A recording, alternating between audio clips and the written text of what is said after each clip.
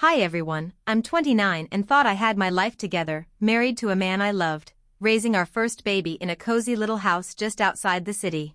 I met my husband, Daniel, when we were both 22, and we got married 2 years later. We'd been together for almost 7 years when our daughter, Sophie, was born. Life wasn't perfect, but it was solid. Daniel worked in IT and I was freelancing from home, mostly writing and managing blogs. We weren't rich, but we were making it work, and Sophie brought us closer than ever. Or at least, that's what I thought. Daniel's mom, Linda, had always been intense. The type to send 5 texts a day asking if the baby was warm enough. She had a way of smiling that didn't reach her eyes and treating me like I was just borrowing her son's life. I chalked it up to standard mother-in-law friction, brushed off her constant need to double-check everything I did, from Sophie's feeding schedule to how we folded her clothes. At first, I figured she'd calm down once Sophie was a few months old. But instead, she got worse. Every time she held Sophie, she'd stare a little too long, say things like, "She's so unique looking," or "You sure she didn't inherit anything from someone else's side?" I laughed it off, but it started to get under my skin. Daniel noticed, and even he told her to back off once or twice, but she never really stopped. One night, she came over uninvited again, and offered to babysit while Daniel and I went out for a rare dinner date. We were exhausted and honestly grateful for the break, so we accepted. That night changed everything. We came home to find Sophie asleep, the house clean, and Linda acting way too cheerful. I remember thinking she was trying too hard, but I let it go. I should have known something was off, because 2 weeks later, I found out that Linda had done something behind my back, something no one should ever do without permission. She had secretly taken a used pacifier from Sophie's diaper bag and sent it in for a DNA test. She stole my daughter's DNA. Without my consent. Without even telling Daniel. And what she found destroyed everything. 2 weeks after that strange babysitting night, Linda called Daniel over to her place. Alone. I didn't think much of it. She was always clingy with him, and sometimes he humored her to keep the peace. He came back an hour later looking like he'd seen a ghost. His face was pale. His hands were shaking. When I asked what was wrong, he just said, "We need to talk." And that's when he told me what his mother had done. She hadn't just taken Sophie's pacifier, she'd also mailed in one of Daniel's old toothbrushes she still had at her house from before we were married. Apparently, she had saved it for emergencies. Who even does that? She'd paid for a rush DNA test from one of those shady online services. She didn't trust me. She never trusted me. She told Daniel she'd always had a gut feeling that Sophie wasn't really his. And according to the results? The test said Daniel wasn't Sophie's biological father. The room spun. My mouth went dry. Daniel just sat there, staring at me like I was some stranger. Like he was waiting for me to confess. Like he wanted to hear me say it out loud, that I'd cheated. But I hadn't. I never had. There was no affair. No other man.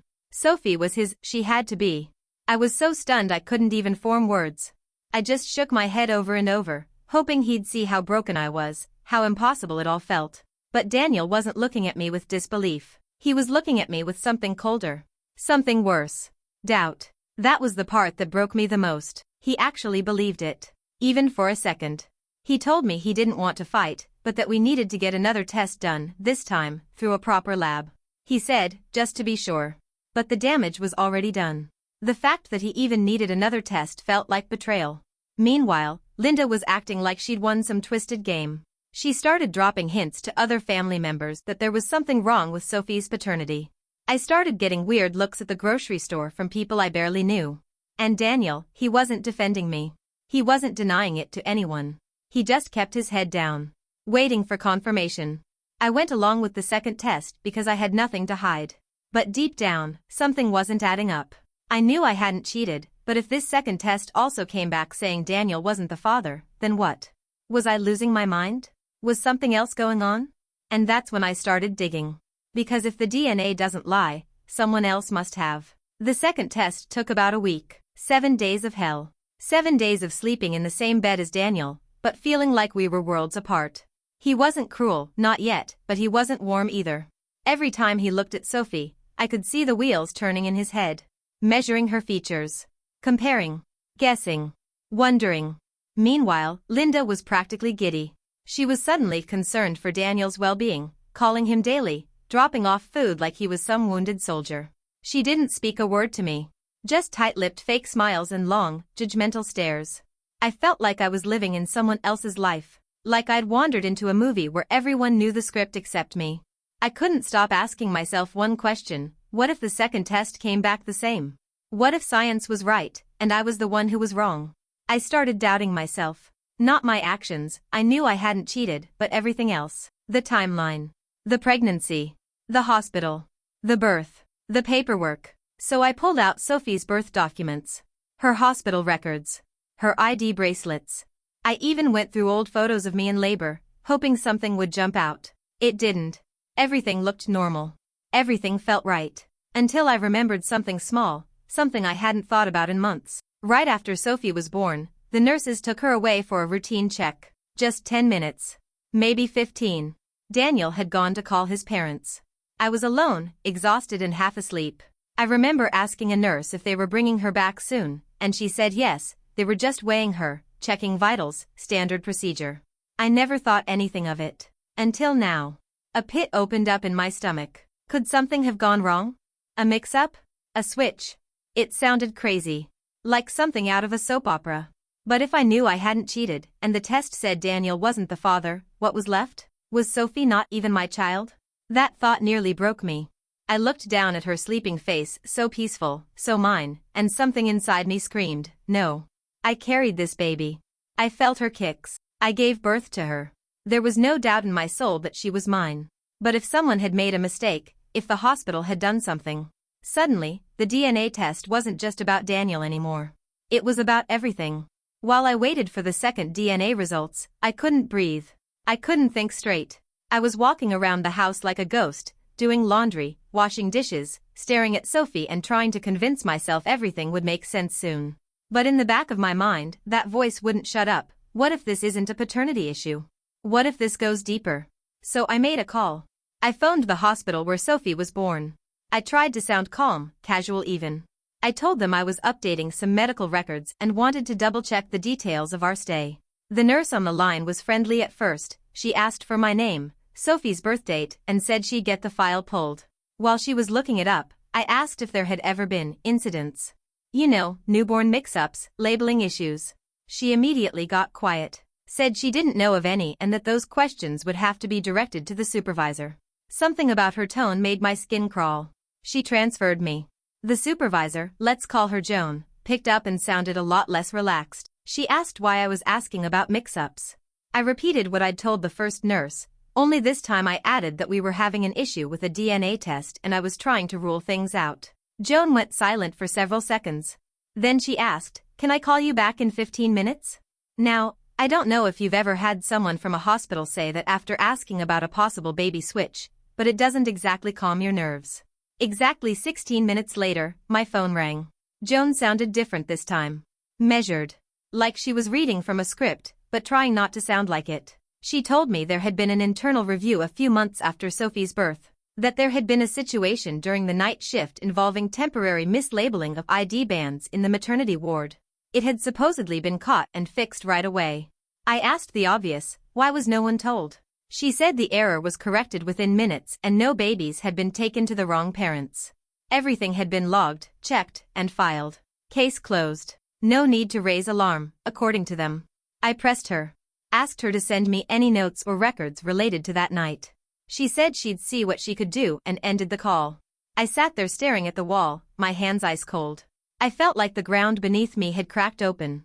They didn't tell us there was a labeling issue the night Sophie was born. They never said a word. And now, with Linda's test casting doubt and another test on the way, I didn't know who or what to believe. But I did know one thing. This wasn't about cheating anymore. It was about a truth that had been hidden from us since the moment our daughter came into this world. The second DNA test arrived 3 days later. Daniel opened the envelope in silence. We were sitting at the dining table. Sophie was napping in the other room.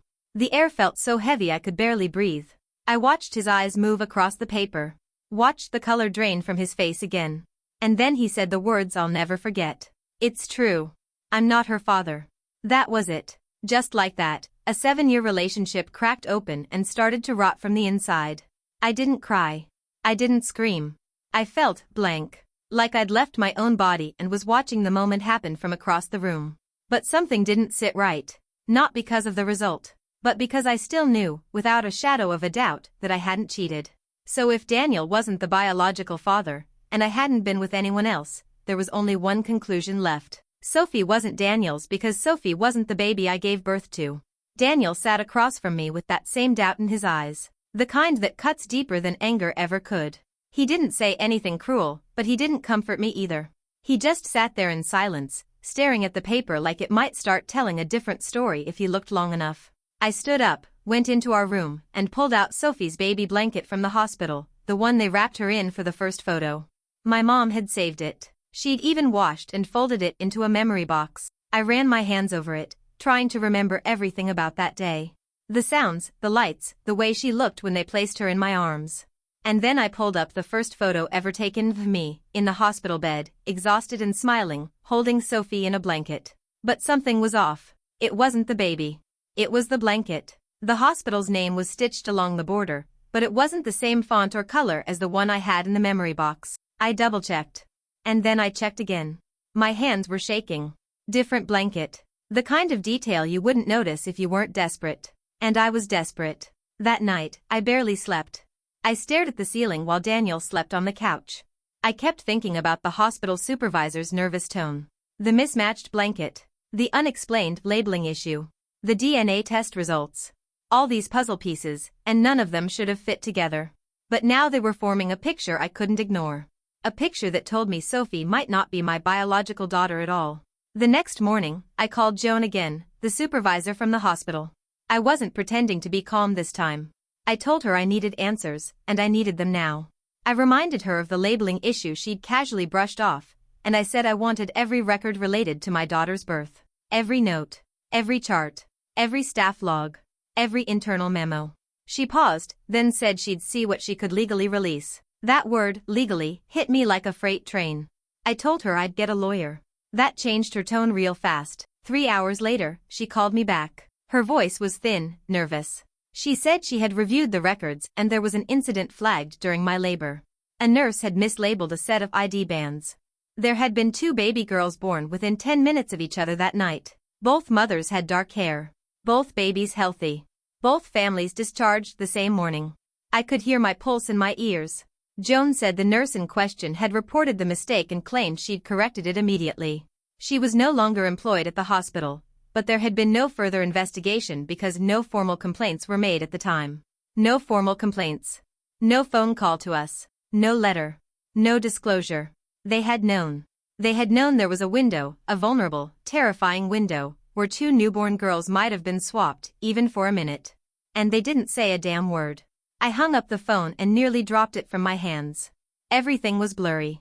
My ears were ringing. My mind couldn't wrap itself around what I had just been told. If there had been a switch, then where was our biological daughter? And who was Sophie, the baby I had raised, loved, fed, rocked to sleep, bathed, and kissed 1,000 times? I looked over at her, curled up in her blanket, breathing softly. The way her tiny hand gripped the corner of the pillow. The same way I sleep. She was mine. But maybe not biologically mine. I thought I had hit the bottom. But I was wrong. Because Daniel overheard part of the call. And when I turned to tell him what I'd learned, he was already packing his bags. I caught Daniel in the bedroom, yanking clothes from the dresser like he was late for a flight. I stood in the doorway, stunned, waiting for him to say something, anything. But he didn't look at me.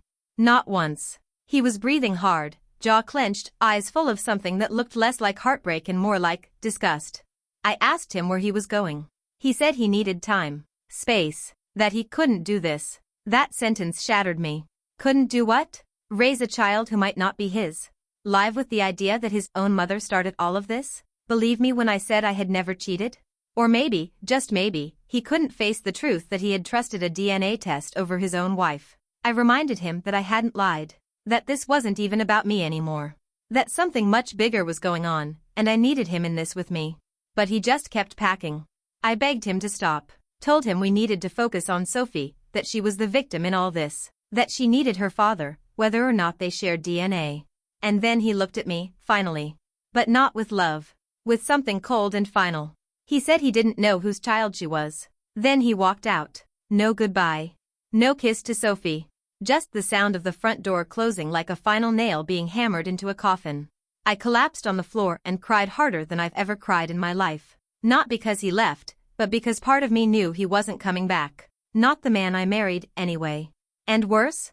Linda was going to love this. She didn't just break our marriage. She planted the seed of suspicion that made it impossible for Daniel to see the truth, our truth. She'd poisoned him, and now she'd get exactly what she always wanted, me out, her back in control.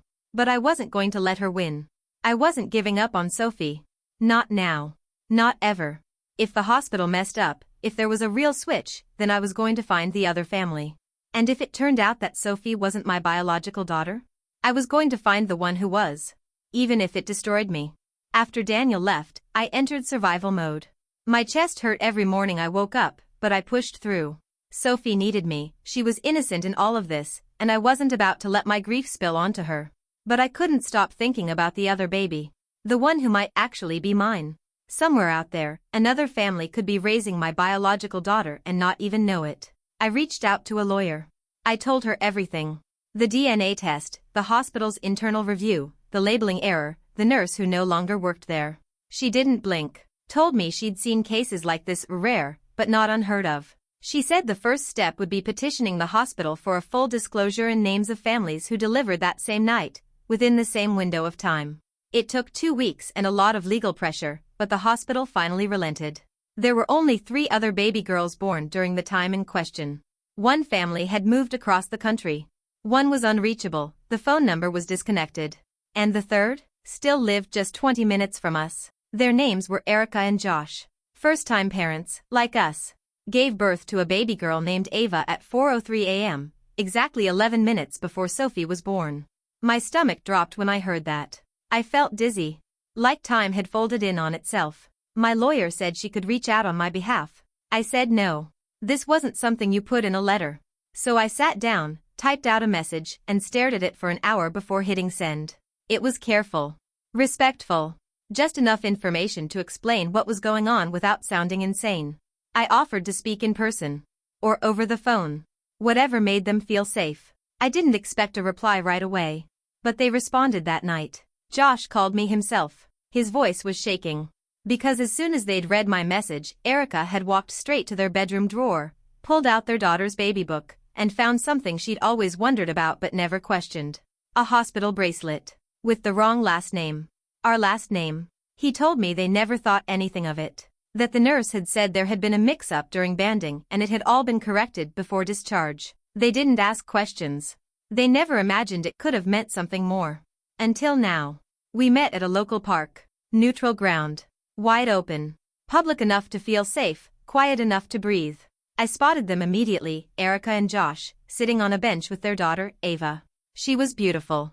Brown curls, round eyes, a cautious little smile. And there was something else too. Something I didn't expect. She looked like me. Not in some exaggerated movie way. But in the shape of her chin. The curve of her eyebrows. Even the way she tilted her head when she was thinking. My heart clenched. We didn't rush into anything. We just talked. Sat with our kids and let them play nearby. We exchanged timelines, birth stories, hospital details. So many things lined up. It felt like fate was unraveling itself right in front of us. Josh told me that Ava had always been different from them. She didn't look like anyone in their family, not really, but they chalked it up to distant genetics. Erica admitted she'd had quiet doubts. Little things that didn't add up. Medical records they'd had to correct later. A nurse calling her the wrong name during the discharge process. They just trusted the system. Just like we did. I pulled out my phone and showed them a photo of Sophie. Erica's hand flew to her mouth. Josh just whispered, "Oh my God." Sophie looked exactly like Erica. Same cheeks, same eyes, same gentle expression. It was undeniable. We didn't cry. I think we were too stunned for that. It felt surreal, like we were characters in someone else's life, reading lines we didn't write. Eventually, we all agreed to a joint DNA test. Not because we needed more proof our guts already knew, but because if we were going to take the next step, we needed it in black and white. We parted ways with soft goodbyes, letting our daughters hug like they were just 2 toddlers making a new friend. But deep down, we all knew. They weren't just new friends. They were sisters. And we were living in a nightmare dressed as a miracle. The DNA test came back 4 days later. I read it in my car, hands trembling, Sophie asleep in her car seat behind me. The results were clear, scientific, cold, and absolutely life-altering. Sophie was Erica and Josh's biological daughter. Ava was mine and Daniel's. There it was. Proof of the impossible. Confirmation that somewhere in those chaotic early minutes after birth, our babies had been switched. Two tiny humans handed to the wrong mothers, and no one caught it. The hospital sent a formal apology. They called it a tragic procedural error. Offered therapy, settlements, legal cooperation. But no amount of money or words could undo what had happened. 2 years of memories, first words, first steps, all of it lived with a child I hadn't given birth to, but loved more fiercely than I thought was possible. Daniel, who had been silent since he left, finally called after the results were confirmed. He apologized, quiet, broken, but still too distant. He said he couldn't wrap his head around it. That part of him still couldn't look at Sophie without seeing betrayal. Even though now he knew it wasn't mine. Or hers. I told him I understood. But I didn't need him to understand anymore. I was already moving forward. Erica and I talk every day now. We made a decision together, one I never imagined I'd make. We're not swapping the girls. We're raising them together. Not as strangers. Not as swapped mistakes, but as family. We're taking things slow. Weekends. Dinners. Playdates. We're letting them get to know each other gently, naturally. They're still too young to understand any of this, but one day, they will. And when they do, we'll tell them everything. Not with shame. But with love. Because no matter what science says, I'm Sophie's mom. And Ava? She's mine too. Both of them. Two little souls who didn't choose this chaos, but who deserve to grow up surrounded by truth, support, and every ounce of love we can give them. I lost a marriage. I lost a sense of certainty I'll probably never get back. But I gained something bigger. A second daughter. And a second chance to make things right.